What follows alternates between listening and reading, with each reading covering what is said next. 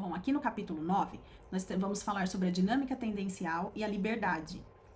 Então, a experiência humana, ela nos indica que nós não paramos no conhecimento sensível, né? Nós já até vimos que como que é o caminho que a gente vai percorrendo para chegar no intelecto passivo. Mas nós desejamos o objeto do conhecimento. Então, as experiências sensíveis, elas nos geram a característica de um desejo ou de uma repulsa. E aí, nasce a ação. A ação, ela é consequência dos nossos movimentos internos e aquilo que eles promovem em nós. Então, segundo São Tomás de Aquino, ele promove na sua obra uma distinção entre os apetites. Quais apetites? Natural, animal e sensível. O apetite sensível é o apetite concupiscível e irascível. E também o apetite intelectual. Então, a inclinação natural resulta da forma natural, sendo chamada de apetite natural. Aquilo que foi criado para ser, né? O apetite animal, ele sempre tende para um outro externo, os quais são levados a executar atos externos em virtude de algo que está para além deles. O apetite animal, ele surge a partir de uma percepção sensorial, é uma resposta a um estímulo do ambiente. Eu falei para vocês que quem age é o objeto percebido, quando se fala de sensível, quem age é o objeto percebido. Então, os apetites, o apetite animal, ele sempre tende para o externo, tá? Então, é uma resposta ao estímulo do ambiente. Os apetites, eles são as inclinações, as tendências, né? No animal nós chamamos de instinto, mas eles são as tendências que movem o ser humano em direção a determinados fins, ou aos bens percebidos como desejáveis, né? Que é natural do ser humano, a gente ter bens desejáveis. Os apetites sensitivos, eles estão relacionados às nossas percepções sensoriais, às nossas emoções. Eles são compartilhados com os animais, né? São apetites sensitíveis. O que é sensitivo é do animal, eles são levados a executar os atos em virtude de algo que está para além dele. Aquilo que é conveniente para o animal fazer ali no momento, ele faz. Então, são apetites sensitivos. O apetite concupiscível, ele se refere a desejos por objetos percebidos como agradáveis. O que é bom, o que é prazeroso, o que dá uma satisfação imediata. Ele está ligado à busca do bem simples, direto, comida, prazer, sexo, descanso. Sabe? O apetite concupiscível em si não é ruim. Não é ruim eu querer comer, eu querer ter prazer, eu querer fazer coisas agradáveis. O problema é quando há uma desordem.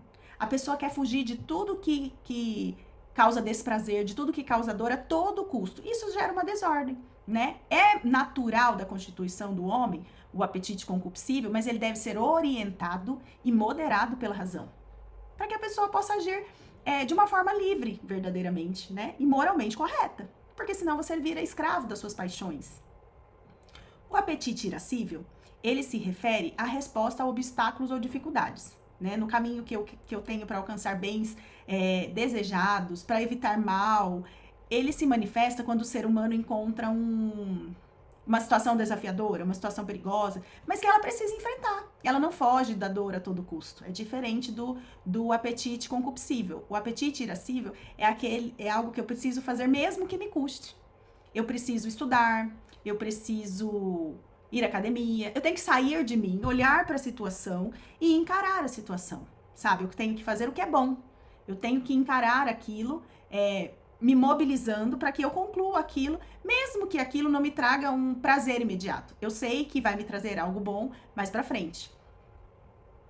O apetite intelectual, né?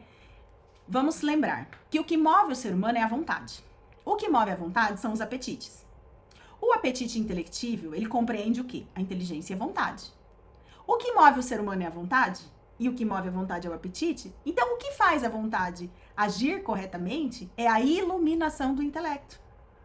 Então, os apetites, eles dão conta de nos mover para o bem deleitável ou para o bem árduo. A inteligência, ela vai iluminar os meus apetites e eu vou agir conforme a estrutura de valores hierárquica da realidade. O apetite intelectível é direcionado por considerações racionais, pela busca mesmo dos bens superiores, dos bens mais duradouros, guiados pelo aspecto moral, pela virtude, pela justiça, pelo bem último. O homem ordenado, ele sempre se move conforme a inteligência. O homem ordenado se move conforme a inteligência. Nós somos seres criados para o movimento. E o nosso movimento, o movimento que gere toda a nossa vida, é vir de Deus e voltar para Deus. Então, o objeto da inteligência e da vontade é o que eu possuo como caráter de fim. Qual é o meu fim último? Eu tenho que voltar para Deus, eu tenho que ter noção do meu fim último. E por esse motivo, para um homem ser normal, é o quê? Se adequar à norma. Então, eu tenho que viver segundo a reta razão. A vontade no apetite intelectivo, ela é inclinada a buscar os bens que a razão reconhece como verdadeiramente bons. Mesmo que não proporcione esse prazer imediato, é somente através do intelecto que o homem pode se dirigir ao que é absolutamente bom. O que é virtude? Virtude é a busca do bem superior. Deus é o fim último, né? É o mais alto grau, é aquilo que eu posso desejar de melhor. Então, virtude é a busca do bem superior. O amor de caridade busca o bem superior. O amor de caridade, que é esse querer realmente essa relação com Deus. Quando o amor de caridade nos abrasa, o orgulho, os vícios, tudo isso desaparece. Então, uma vida plena, ela implica em quê? Na fruição da verdade. A verdade é o próprio Deus. A finalidade última, na filosofia tomista, e de acordo com o autor do livro aqui, ó, a finalidade última é a busca do bem supremo, é a contemplação de Deus, que é o bem absoluto.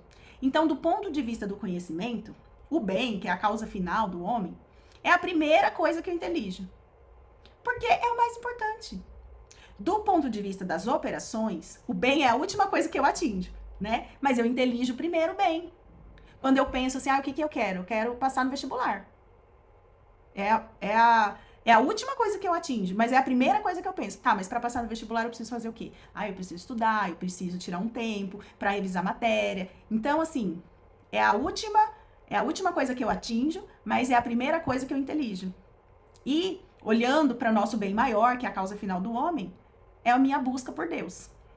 Então, o ser humano, ele pode responder uma tendência de várias formas, né? E nós chamamos o quê? Isso de plasticidade das tendências, né? Eu posso modular as minhas respostas, eu posso modelar.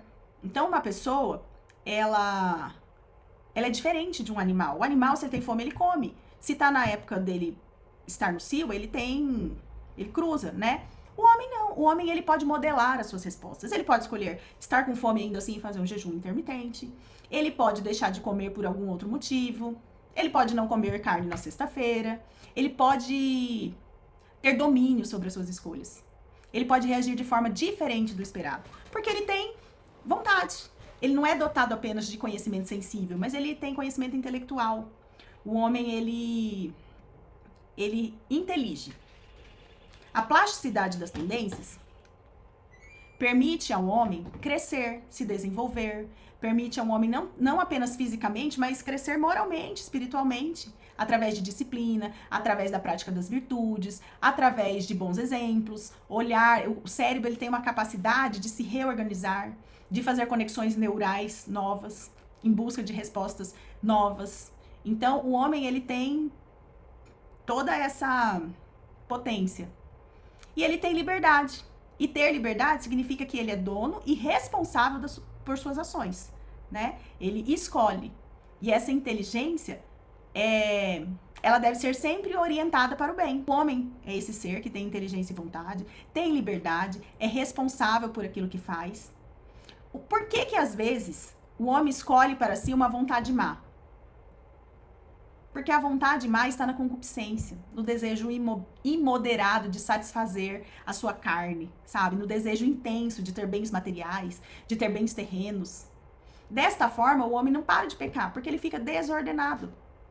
Então, para que o homem não peque, ele deve estar ordenado com a sua natureza. Qual que é a natureza do homem? Vir de Deus e retornar para Deus, saber o seu fim último, tá? Então, quando eu não ordeno as coisas da minha natureza humana, a razão não governa as paixões. E aí acaba por arrastar o homem para uma vida fora de si, numa busca de uma felicidade, de prazer e coisas perecíveis. Então, o livre-arbítrio, ele faz parte da minha inteligência e vontade. O homem, ele é um sistema aberto, é uma realidade estruturada que pode ser reorganizada, aperfeiçoada, sempre buscando soluções. Então, o homem, ele tem esse leque de oportunidades. Deve fazer bom uso do seu livre-arbítrio. Então, esse capítulo 9 fala sobre essa plasticidade, né? Essa forma que nós temos de ter uma dinâmica tendencial, de ter liberdade e fazer bom uso dessa nossa potência, dessa nossa possibilidade, tá bom?